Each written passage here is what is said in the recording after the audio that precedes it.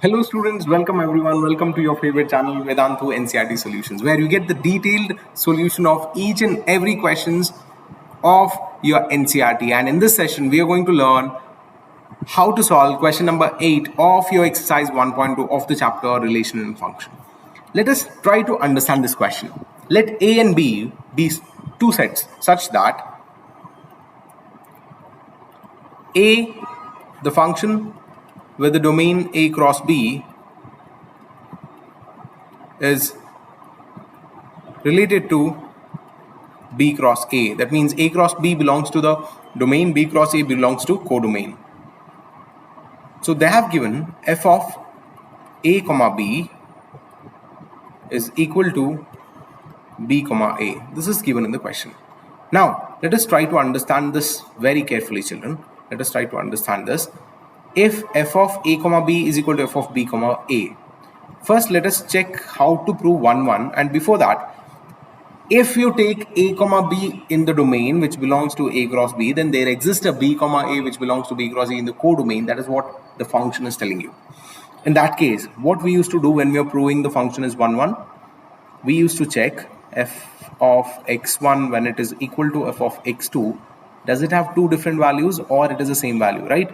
If we used to get x1 is equal to x2, we need to come to a conclusion as given function to be 1. But here, let us try to take a1 comma b1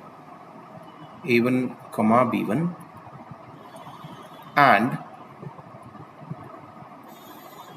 a2 comma b2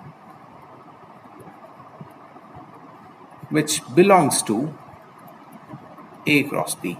Okay, in that, when f of a1 comma b1 is equal to f of a2 comma b2, what happens here? See children, f of a1 comma b1 is what, children? We know that is b1 comma a1, correct, according to the function, because in the function it's clearly given f of a comma b is equal to b comma a, and f of a2 comma b2 is written as b2 comma a2. Yes or no, children?